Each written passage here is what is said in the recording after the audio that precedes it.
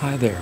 This is a small video that I'm placing on YouTube and embedding in various ways on my Facebook page, which I would say is possibly the most outstanding way of getting in touch with my choral students. Now, there are legal implications having to do with the actual filming of my students in a high school or other situation. However, if those can be overcome and with releases signed by parents and such as that at the beginning of the year, one of the ways that we can certainly use YouTube is to use a simple device like this one and record rehearsals and then play portions of them on YouTube, have the students visit those sites, and you can actually make audio comments about what went right or what went wrong behind that.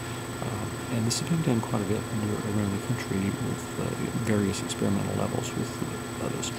I'm shooting this video here in the Sanford Library on a little MacBook in iMovie. It's a very simple process to do so. I'm going to edit in a few other slides to show what can be done as far as other uses of not only YouTube but video in general. If you can't use or access YouTube or Facebook, these can be simply turned into QuickTime movies, put on CDs, and distributed to the students, and they can play them in their own computers, put them on their iPods or whatever, however they want to view them and listen to them. Rehearsal footage is one of the ways that we can review, of course.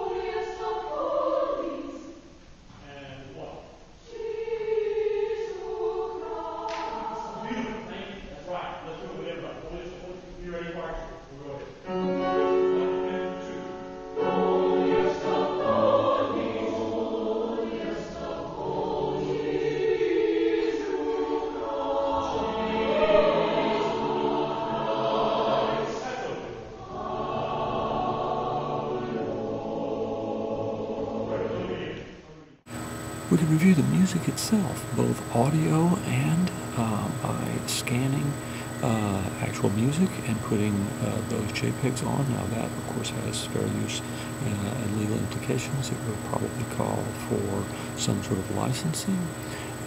If this is the case, then that's obviously something that has to be pursued and done properly through legal channels. But this is being done also by companies and can be purchased for use on the web. And of course, there are just instructional videos made by yourself, myself. I can sit at the keyboard and record this and play the notes in. And I have a sort of a virtual section rehearsal, perhaps. Or I could use GarageBand by way of some other instrument or even the voice itself, and have individual voice parts played and also the aggregate played for the group. A lot of this is going on in our field through a thing called ChoralNet, choralnet.org. We are very, very active in choral music throughout the country in the new uses of the web for instructional purposes for learning.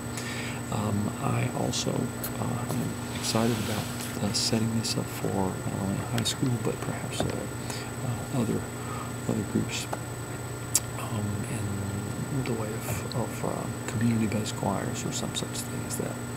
The web is a pretty obvious candidate for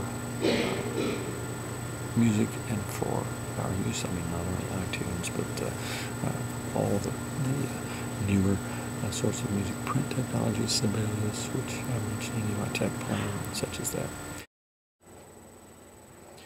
Speaking of Sibelius, of course, That is one of the more exciting ones.